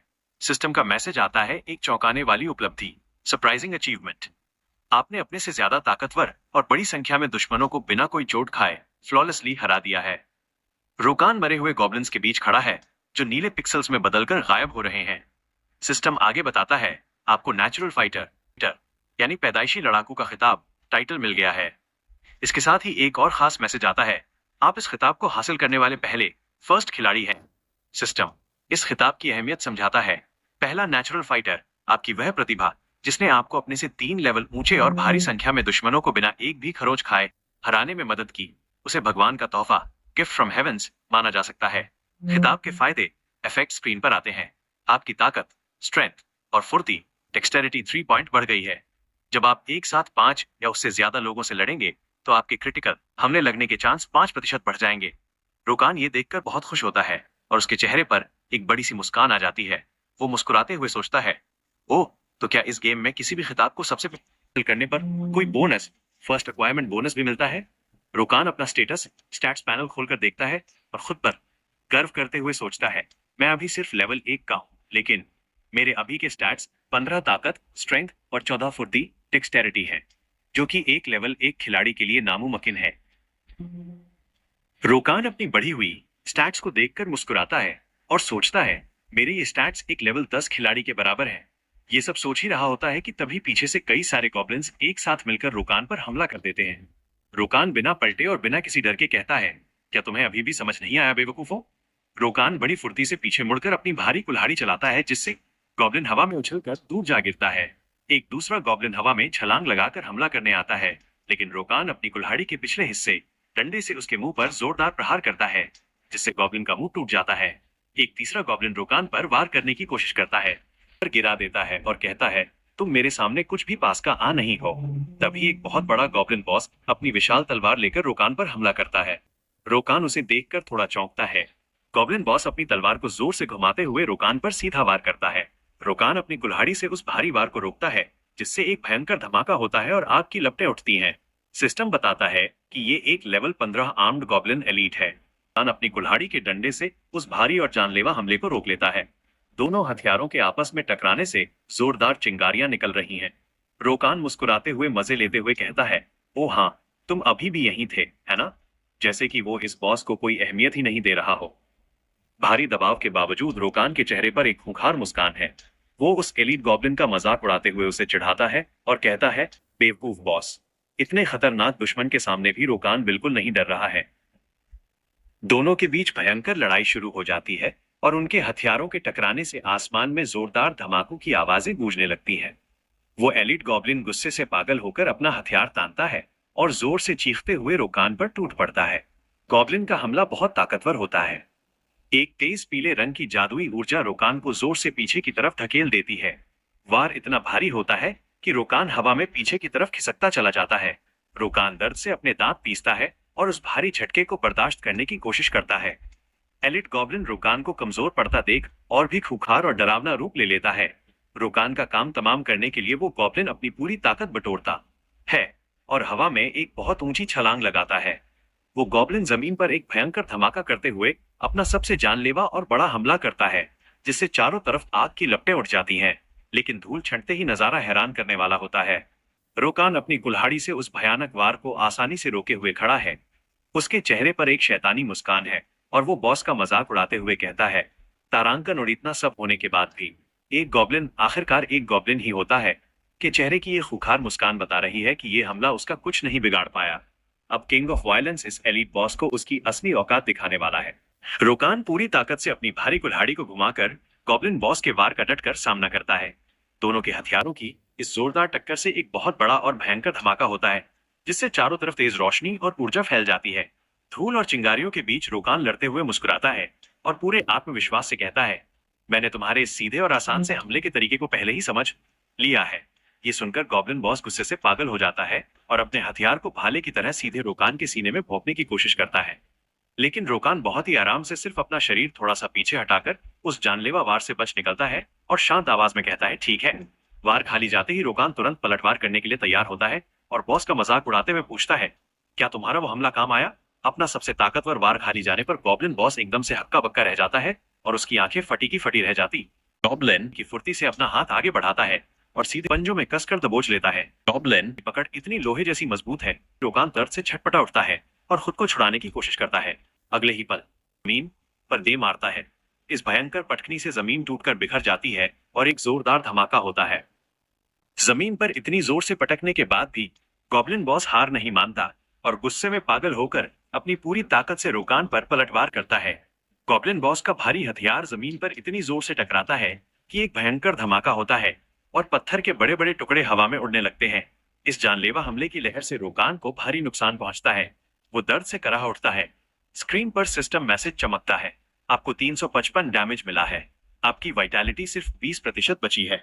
झटके से जमीन पर खिसकते हुए रोकान खुद को संभालता है और चिढ़कर सोचता है, धत तेरे की, असली मुसीबत इसकी ताकत या फुर्ती कभी थी ही नहीं। रोकान के माथे पर पसीना आ जाता है और वो गंभीरता से स्थिति को समझते हुए कहता है, यह लड़ाई अब बहुत बड़ी मुसीबत बनने वाली है। गॉब्लिन बॉस एक भयानक काली ऊर्जा से घिरा हुआ दिखाई देता है। रोकान समझ जाता है, इसकी असली ताकत इसकी वो इनसेन डिफेंस है। रोकान अपनी कमजोर कुल्हाड़ी को पकड़े हुए सोचता है, मेरे अभी के स्टैट्स और इस शुरुआती हथियार के साथ मैं इस बॉस को कोई ऐसा किलिंग ब्लो नहीं मार सकता जिससे इसकी जान निकल जाए। लेकिन रोकान हार मानने वालों में से नहीं है। वो फिर से लड़ने की पोजीशन लेता है और अपना दिमाग दौड़ाता है। मेरी ताकत बढ़ाने वाली पोशन का असर खत्म होने में अभी भी लगभग 5 मिनट बचे हैं। ठीक है, तब तक के लिए। दूसरी तरफ गॉब्लिन बॉस भी रुकने वाला नहीं है। वह पूरी ताकत से एक और बड़ा हमला करने के लिए आगे बढ़ता है। इतने बड़े खतरे के सामने भी रोकान के चेहरे पर डर नहीं, बल्कि एक खौफनाक और शैतानी मुस्कान आ जाती है। वो गॉब्लिन बॉस को सीधी चुनौती देते हुए कहता है, come on, prepare yourself. Goblin जैसे ही वो खड़ा होता है, वो देखता है कि रोकान वहां से पूरी रफ्तार से दूर भाग रहा है। रोकान भागते हुए पीछे मुड़कर देखता है और मुस्कुराते हुए सोचता है, a strategic retreat. Goblin boss Rokan को ऐसे अचानक भागते हुए देखकर एकदम भ्रम में पड़ जाता है। उसे समझ नहीं आता कि अभी अभी इतनी बहादुरी से लड़ने वाला इंसान अचानक क्यों भागने लगा। लेकिन अगले ही पल गॉब्लिन बॉस का खून खौल उठता है। वो गुस्से से पागल होकर पूरी ताकत से चीखता है। गॉब्लिन बॉस रोकान का पीछा करते हुए तेजी से दौड़ पड़ता है। रोकान अपनी जान बचाकर आगे भाग रहा है, लेकिन उसके चेहरे पर डर नहीं है। गॉब्लिन बॉस भयानक रूप से चीखते हुए रोकान के बिल्कुल पीछे पहुंच जाता है। रोकान भी पूरी ताकत से भागते हुए चिल्ला रहा है। भागते भागते गॉब्लिन बॉस एक जलते हुए घर के सामने पहुंच जाता है। अचानक गॉब्लिन बॉस रुक जाता है और उसकी आंखों में एक अजीब सी चमक आ जाती है। वो भारी आवाज में गुर्राने लगता है। गॉब्लिन बॉस के चेहरे पर एक डरावनी और शैतानी मुस्कान आ जाती है। ऐसा लगता है जैसे उसे रोकान को मारने का कोई खतरनाक मौका मिल गया हो। रोकान एक घर के अंदर जमीन पर गिरा हुआ है।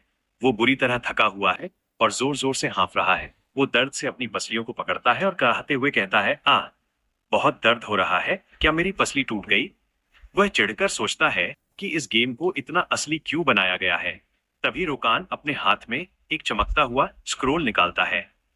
वो उस कागज को इस्तेमाल करता है। सिस्टम बताता है कि उसने फायर रेजिस्टेंस स्क्रोल इस्तेमाल किया है, जिससे अगले 10 मिनट तक आग उसका कम कुछ बिगाड़ पाएगी।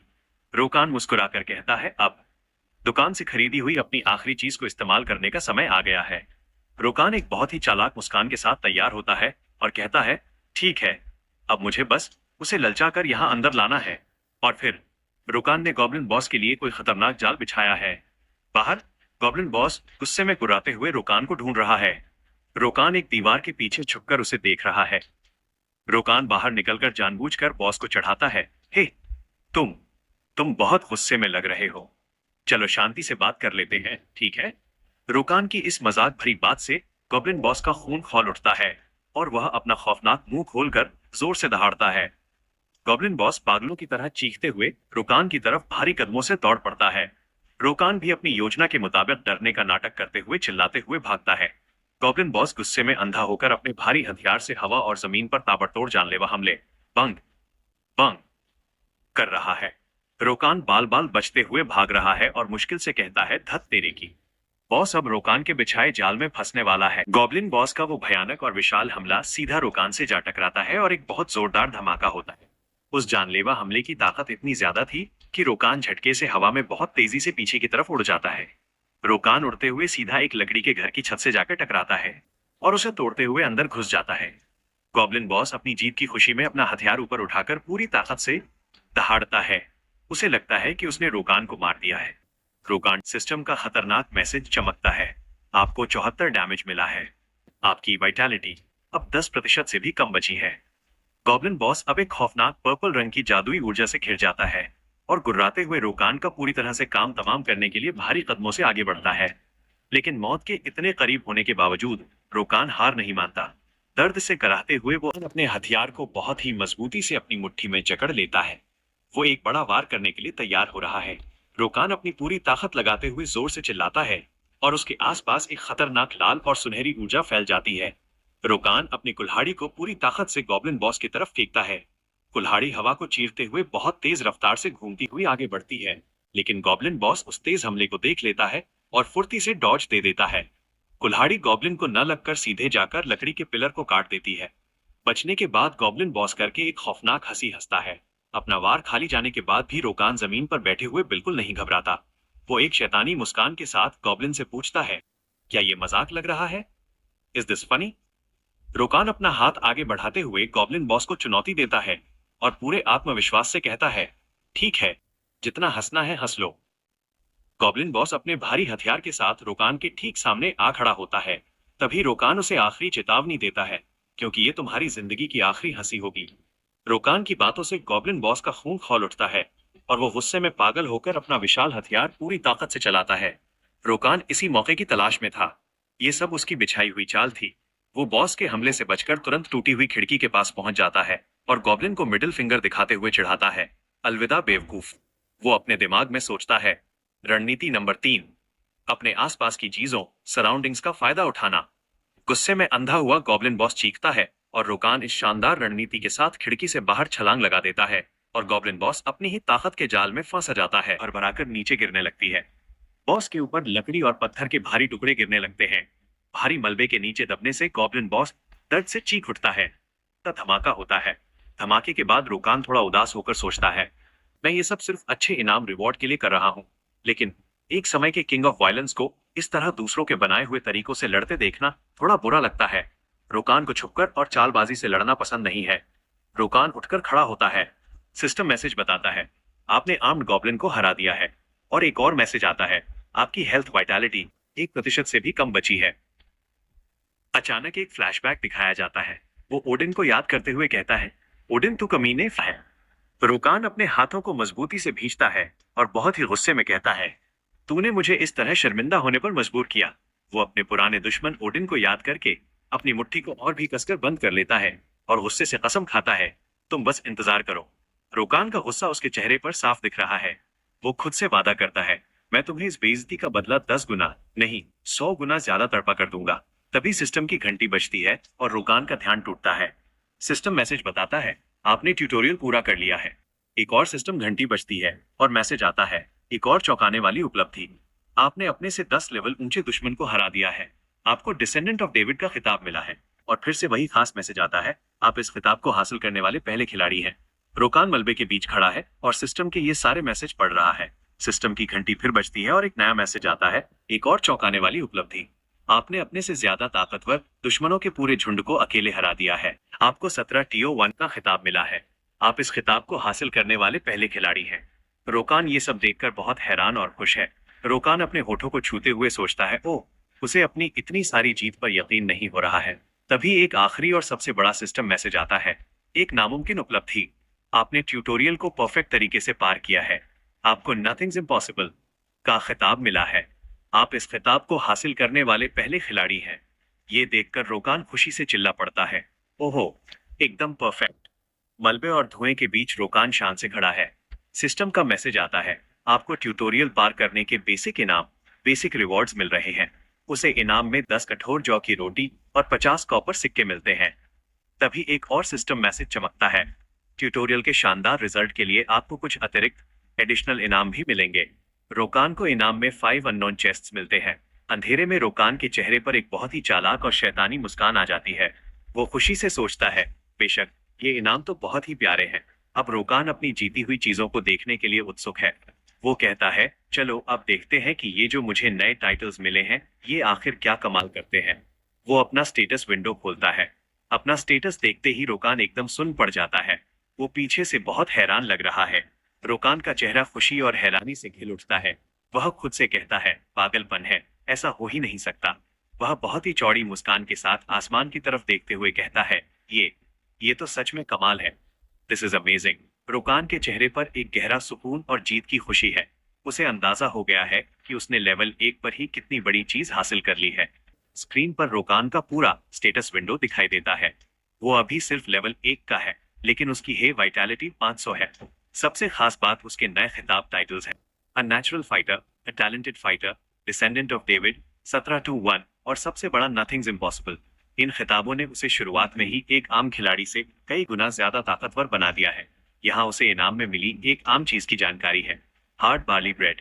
सिस्टम बताता है कि ये दुकानों पर मिलने वाली एक आम रोटी है। भले ही इसे चबाना मुश्किल है, लेकिन जब भूख लगी हो तो ये बहुत काम आती है।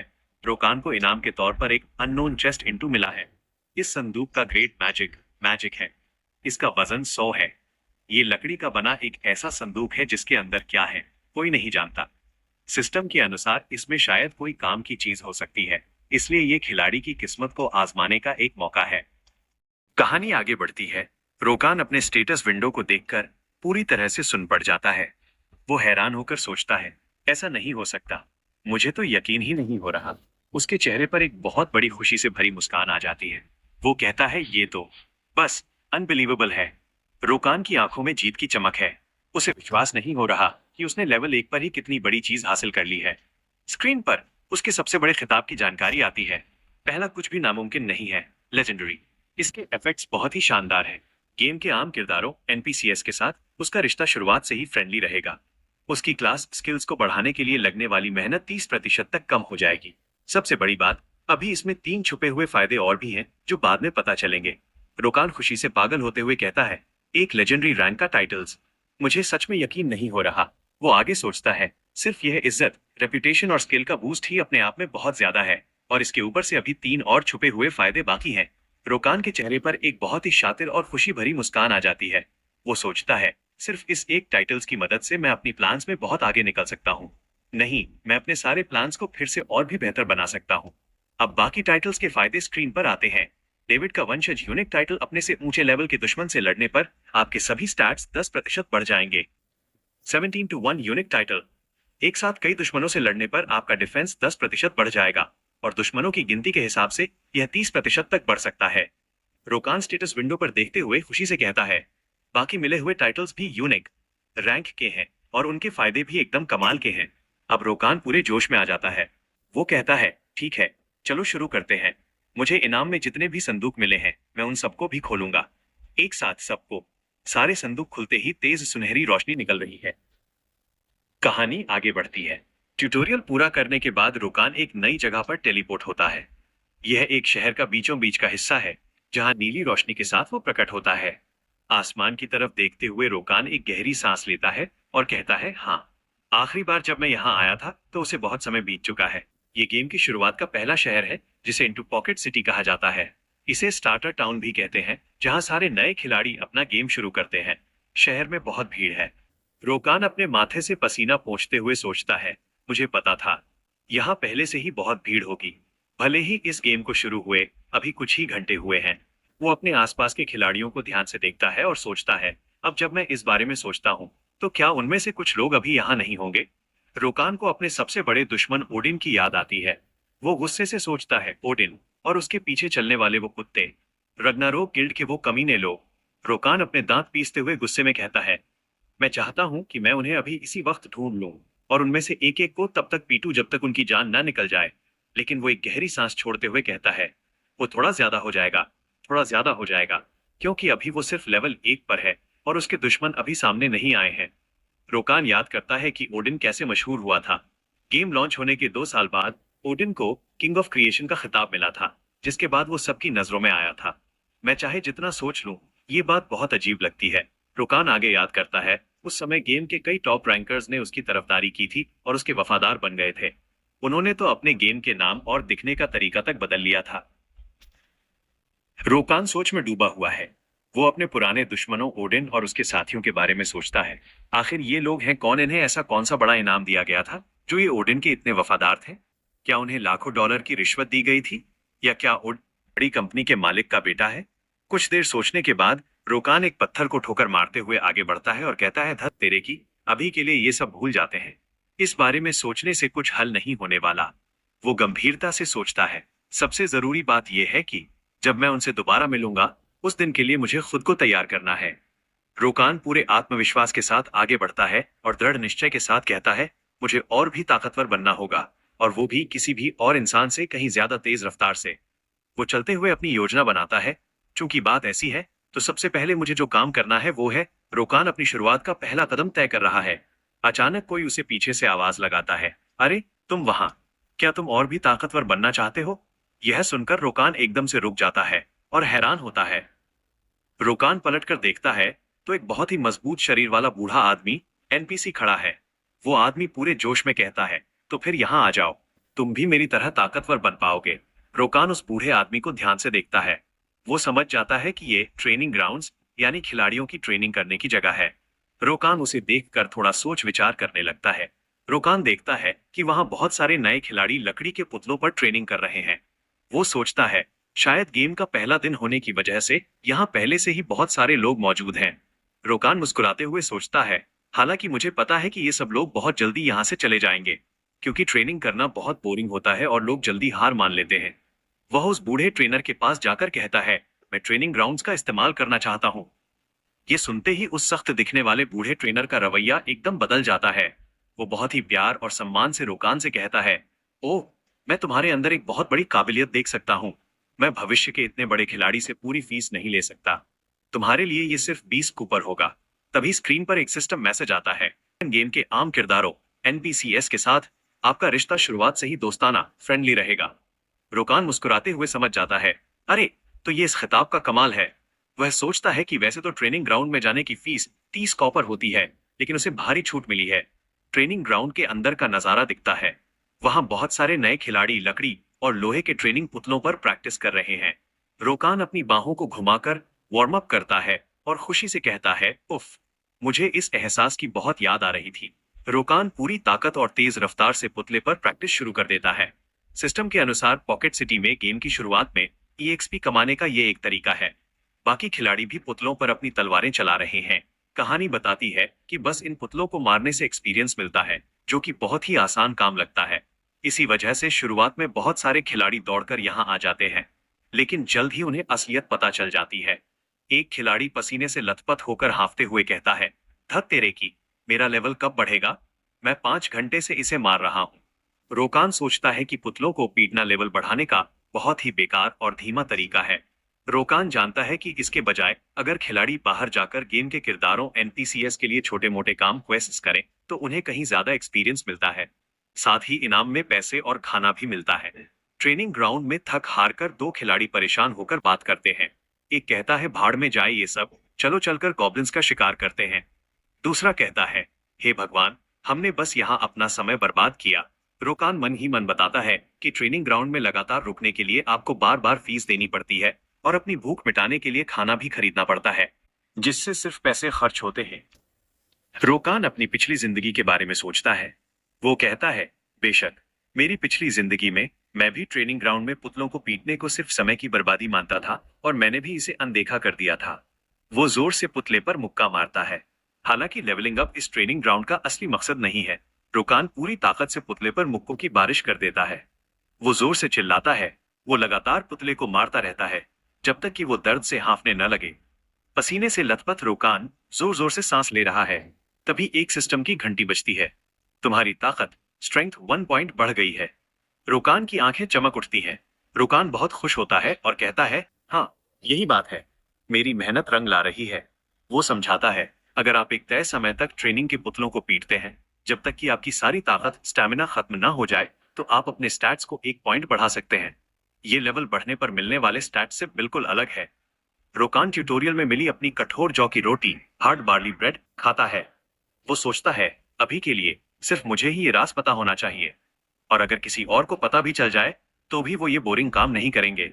वो हांफते हुए जमीन पर बैठ जाता है और सोचता है, आखिरकार इस समय का इस्तेमाल बाहर जाकर क्वेस्ट पूरे करने और लेवल बढ़ाने में करना स्टैट्स बढ़ाने का कहीं ज्यादा तेज तरीका है। रुकान एक खतरनाक मुस्कान के साथ सोचता है, लेकिन क्या ये तरीका हमेशा काम करेगा? यानी आगे चलकर सिर्फ लेवल बढ़ाने से काम नहीं चलेगा?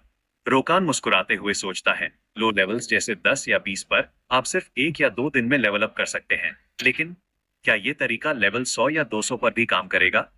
वो फिर से पुतले को मारना शुरू कर देता है और पूरे जोश में कहता है, तो चलो फिर से काम पर लग जाते हैं। 10 दिन बाद रोकान लगातार 10 दिनों से उस ट्रेनिंग पुतले को मुक्कों से पीट रहा है। उसने दिन रात सिर्फ यही काम किया है। 10 दिन लगातार एक ही जगह खड़े होकर पुतले को पीटने की वजह से बाकी खिलाड़ी उसे देखकर हैरान और परेशान है। एक कहता है, ये बेवकूफ आखिर किस बात का दिखावा कर रहा है? दूसरा खिलाड़ी कहता है, उसे छोड़ दो, वो बस लोगों का ध्यान खींचना चाहता है। चलो हम चलकर क्वेस्ट पूरे करते हैं।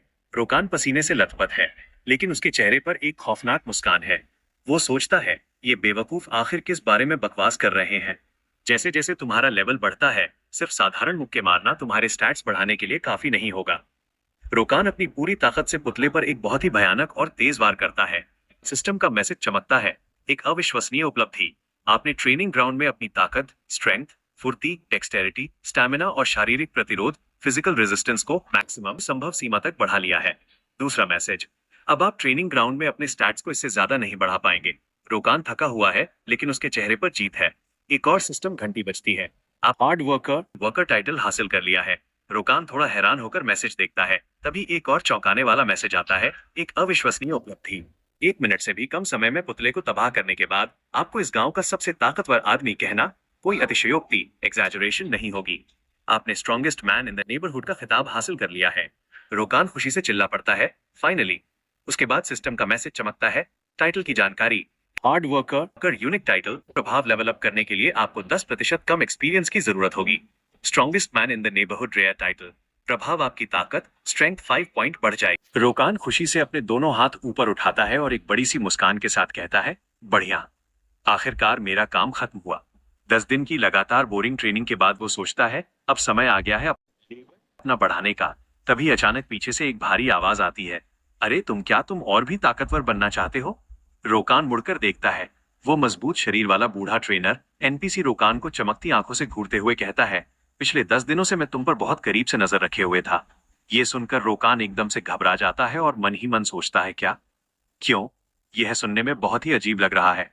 ट्रेनर आगे कहता है, तुम्हारे जैसे हिम्मत और कभी हार न मानने वाली लगन वाले इंसान ही इस काम को कर पाएंगे। रोकान कुछ समझ नहीं पाता और सवालिया नजरों से उसे देखता है। बूढ़ा ट्रेनर अपना हाथ आगे बढ़ाकर रोकान को एक सुनहरा मौका देता है। अगर तुम चाहो तो मैं तुम्हें ताकत के एक ऊंचे स्तर पर ले जा सकता हूँ। वो पूछता है, तो क्या ख्याल है? क्या तुम मेरे साथ चलोगे? रोकान पूरी तरह से हैरान रह जाता है।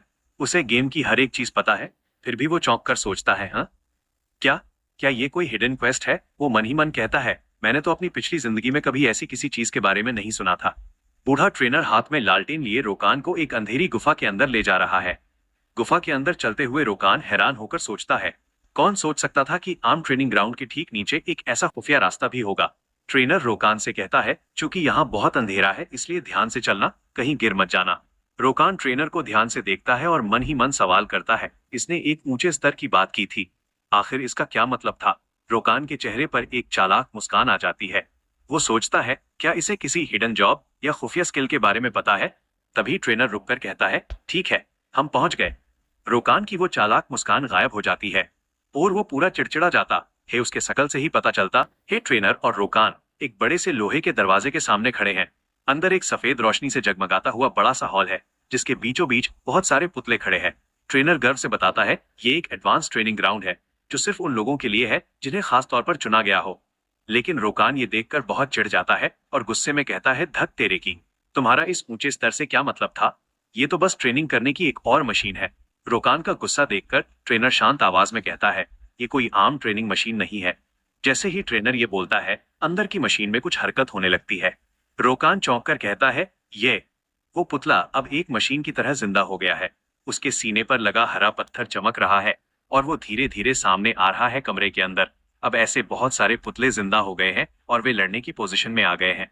ट्रेनर चेतावनी देते हुए कहता है, ये पुतला बिल्कुल एक असली इंसान की तरह चलता और लड़ता है, और चूंकि ये तुम्हारे हमलों का जवाब भी देता है तो तुम मारे भी जा सकते हो, क्योंकि तुम अभी लेवल 10 के भी नहीं हुए हो।